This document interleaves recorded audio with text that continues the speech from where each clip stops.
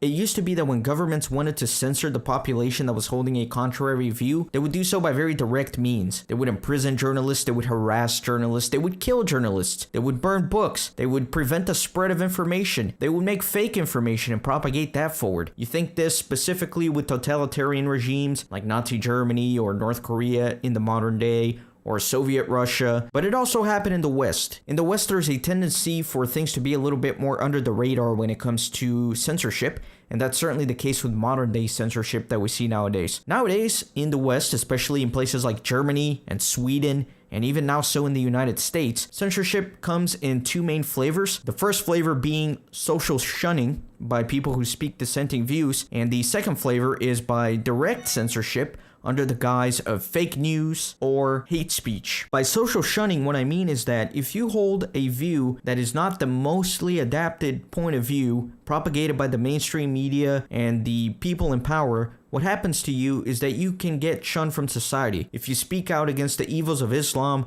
or the backwardness of modern feminism, or if you speak out against the current liberal order that is in place and absolutely destroying our culture and society, then you run the very real risk of getting fired, of getting doxxed, of losing your friends and family, of getting blacklisted from working at certain companies. Think of James Damore at Google after he wrote his memo about the discrepancy between females and males in the workplace in the tech industry, while citing very specific scientific articles and articulating a very coherent argument that was not sexist in any way. He's basically blacklisted from all of these San Francisco high-tech companies, never will be able to get a job there again, all because he dared to speak an unpopular opinion. In my opinion, this is censorship. It is a form of modern-day censorship. I know a lot of you hold very contrarian views to what is regularly expressed and exercised. The bigger cowards among you will even adopt publicly the opposing view that you actually hold, just so you don't get shunned from society, just so you can continue to maintain the status that you've acquired. Others will just keep silent and not express their opinion, and that's a very understandable thing, because when you see people getting fired and getting divorced and losing friends and not being able to find jobs because of their opinions, that's something that you don't want to have to deal with. You have a family to feed. That's very understandable. Now, the second form of censorship that we see nowadays, which is a lot more direct, is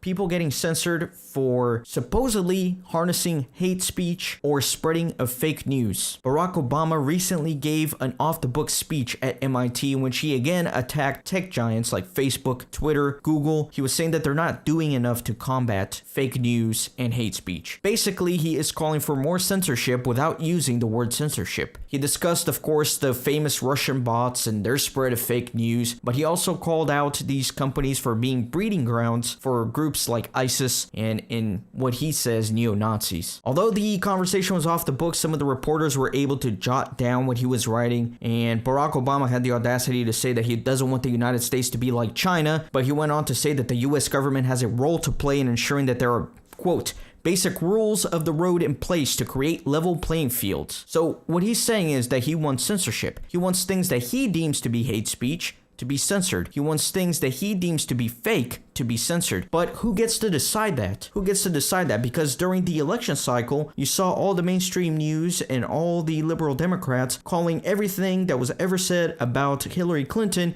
either fake news or hate speech. If you did not agree with any of her opinions, you were either a sexist and you needed to be censored, or you were spreading propaganda from Russian bots and you needed to be censored. The other really interesting thing that people started doing now is discrediting the validity of claims based on the person who is making that claim. So that is to say, if somebody was to get up on national television and say 2 + 2 = 4, everybody would applaud. But let's say that a very unpopular figure, somebody like David Duke or Richard Spencer, or what they call a white nationalist, got up on TV and said 2 + 2 = 4, they would ostracize that opinion. They would say it's fake news, it's not true, and they would try to censor that. You see that with the Russian narrative, right? So all these things were revealed about rigging of the primaries for the Democratic Party and all of the dirty laundry that Hillary Clinton was bearing, all of the corruption that she hides under her belt. And instead of talking about all those things, people want to act like all of those things should not be taken into consideration because apparently it was put out by Russian bots, which we all know by now is not true. So now even if the evidence is factual, it's based on evidence, it doesn't matter as long as the person who is saying it is somebody that the establishment deems to be somebody who is a degenerate, or as Hillary Clinton would say, a deplorable. And it's not only in the United States that we see this. French President Emmanuel Macron proposed a bill in France to combat the influence of what he calls fake news on democracy,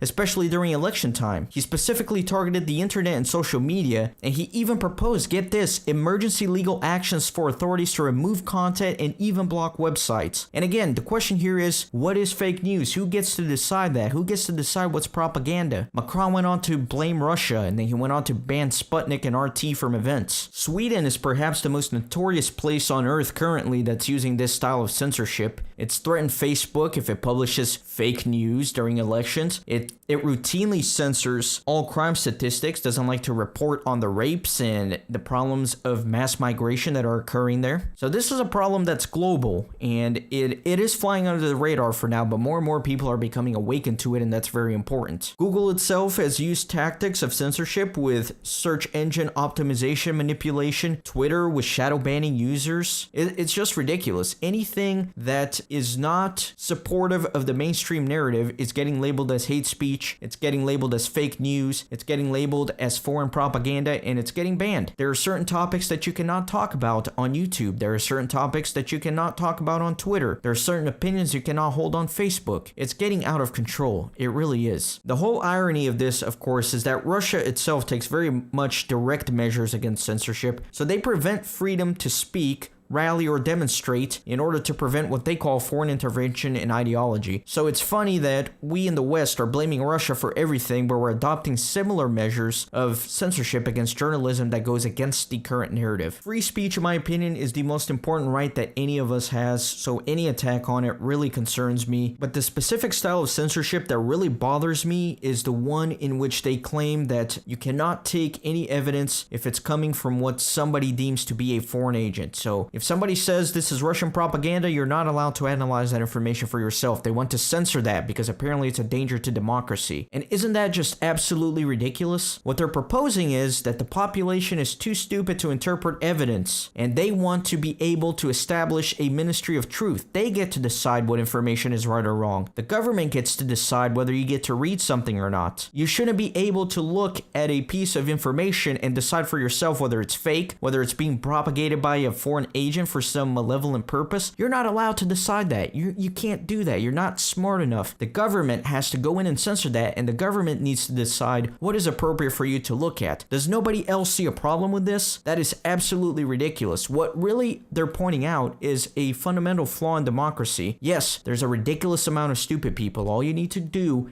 is get out of your house and look around and realize that those are the people that are electing officials into government. But we've all agreed to adopt that style of governance. And then to go around and say that you're not going to allow people to make decisions on their own, that you're going to spoon feed them information, and then they get to decide based on that, that's just absolutely ridiculous and goes against everything that democracy stands for. I don't care if the Russians are spending billions of dollars on false advertisements and false propaganda to influence our elections. I don't care, because I have the capacity to look at all information presented to me and I get to make the decision. Do I trust this? Do I not trust this? You remember when CNN was trying to do damage control for Hillary Clinton, and they were trying to claim that it was illegal for people to look at the WikiLeaks emails. It was illegal and only CNN can do it. And if you do this, you're gonna get in trouble. Absolutely ridiculous. Now, nobody talks about the foreign meddling or the even domestic meddling in the campaigns. Nobody talks about the WikiLeaks emails and how it was revealed that the Hillary Clinton campaign was colluding with virtually every mainstream news organization out there to get her elected and to rig the primaries against Bernie Sanders. Nobody talks about how she was taking money for the Saudi Arabians, or how the German leadership and the French leadership were openly promoting her campaign as well. So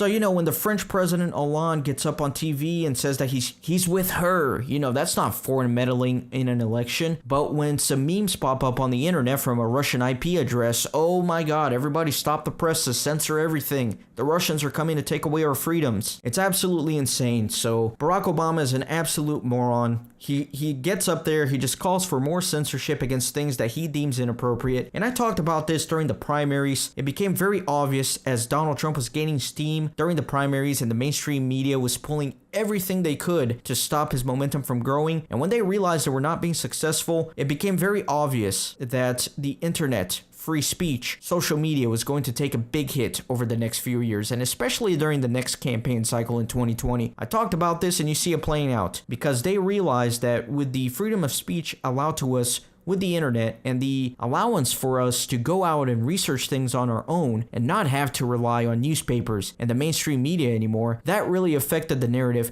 and that really affected the outcome of the elections. Nobody saw Donald Trump being elected from the establishment side of things, and this terrified them, and it became very obvious that the next battle they were going to be fighting was going to be a battle against the internet, a battle against social media, a battle against free speech. Now, this all sounds very doom and gloom, but I'm actually pretty optimistic about the future, and the reason for that is that once you awaken somebody, once you awaken a citizen to the reality that everything is being controlled, everything is being censored, and that the establishment is trying to stifle free speech, there's no going back from it. So somebody that realizes that CNN is nothing but propaganda and that censorship is a horrible thing, once they realize that, they don't really turn around the next day and say, oh, well, never mind, I believe CNN again. Censorship may be okay in certain occasions. So we never lose any followers. We can only gain more followers to this awakening. So that's the good news, and I do think that we will prevail in this battle eventually. Free speech will win. I do think, however, that like any disease process, things are going to get worse before they get better, especially in the next election here in 2018 for the midterms and as well during the presidential election in 2020. We have a very limited window right now to go and wake as many people up